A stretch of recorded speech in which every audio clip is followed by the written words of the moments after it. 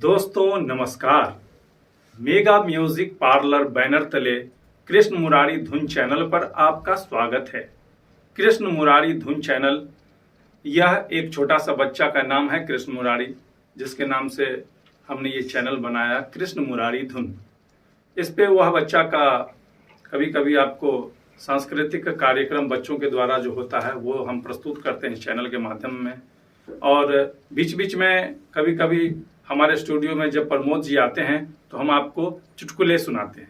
तो आज उपस्थित हैं हमारे स्टूडियो में प्रमोद जी और सुनाएंगे आपको बहुत ही शानदार मज़ेदार चुटकुले। यदि अब तक आप हमारे चैनल को सब्सक्राइब नहीं किए हैं तो हमारे इस कृष्ण मुरारी धुन चैनल को सब्सक्राइब कर लें और लाइक करें और अच्छा कमेंट करें।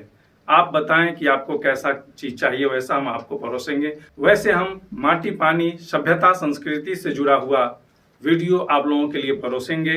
गुड न्यूज़ जो होगा, अच्छा मैसेज जो होगा समाज के लिए, वो वीडियो हम बनाते हैं और आप लोगों के लिए परोसते हैं इस कृष्ण मुरारी धुन चैनल के माध्यम से। इस कृष्ण मुरारी धुन चैनल पर मिलेगा आपको हमारे द्वारा प्रोडक्शन किया हुआ जेन्युइन कंटेंट। जी हाँ, तो आइए अब सुनते हैं प्रमोद जी से प्यारा सा चुटकुला। एक दिन मेरे मित्र ने पूछा कि यार ये शादी प्यार मोहब्बत क्या बला है। एक दिन मेरे मित्र ने पूछा कि यार ये शादी प्यार मोहब्बत क्या बला है। हमने कहा कि मत पूछो, ये सब बर्बादी का फैशन चला है। जब से मेरी शादी हुई है दो ही फायदे हुए हैं, जेब से पैसे और सर से बाल गायब हुए हैं। मेरी बीबी घाव उखाड़ने वाली चमटे का प्रयोग मेरे सर पे करती है, एक एक कर तमाम बालों को खींच बाहर करती है। मेरे साथ शादी में बहुत बड़ा धोखा किया गया था, मरबे पर खिचड़ी के साथ चोखा दिया गया था। उसने कहा यार छोड़ो इन सब बातों को, बाल बच्चे तो होंगे ही। हमने कहा यार इनकी तो मौज है अपनी, बाल बच्चों की जबरदस्त फौज है अपनी। उसने कहा कैसे?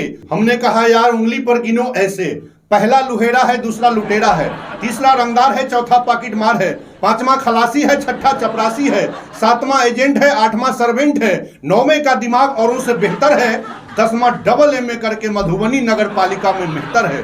पता नहीं लोग देश की जनसंख्या कैसे गिन लेते हैं, यहाँ तो अपनी ही औलाद याद नहीं रहती। एक दिन सुबह यमलोक से यमदूत मेरे घर पे आया, दरवाजा खटखटाया। एक दिन सुबह यमलोक से यमदूत मेरे घर पे आया, दरवाजा खटखटाया। मैंने जैसे ही दरवाजा खोला, यमदूत हमसे बोला कि अनाउंसर जी आपके प्राण चाहिए जस्ट। मैंने अपनी श्रीमती जी को आगे किया और बोला लेडीज फर्स्ट। अब बेचारे यमदूत घबरा गए। वैसे भी आजकल की श्रीमतियों से यमदूत घबरा जाते हैं, हम इंसानों की क्या औकात।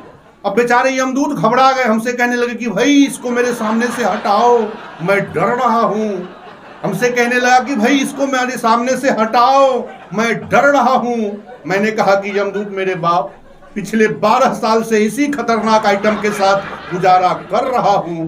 फिर उसने कहा कि बेटा जैसे पीछे गुजारा किया आगे भी कर, तुझको मारने की क्या जरूरत, यहीं पर इसी घर में मर।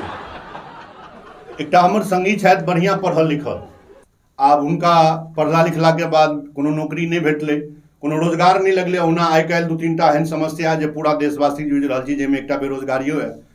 आब वो हमर मित्र के विवाह तय भेले, विवाह हवा वाला रहे। विवाह से 1 मास पहले एकटा हाथ देखा वाला पंडित जी गामक चौराहा पर बैस कर सबके हाथ देख कर भविष्य बतबैत रही। हमरा वो दोस्त के मित्र के पता चल गया कि चौराहा पर पंडित जी एलथि है जे सबके हाथ देख कर भविष्य बता रहा है।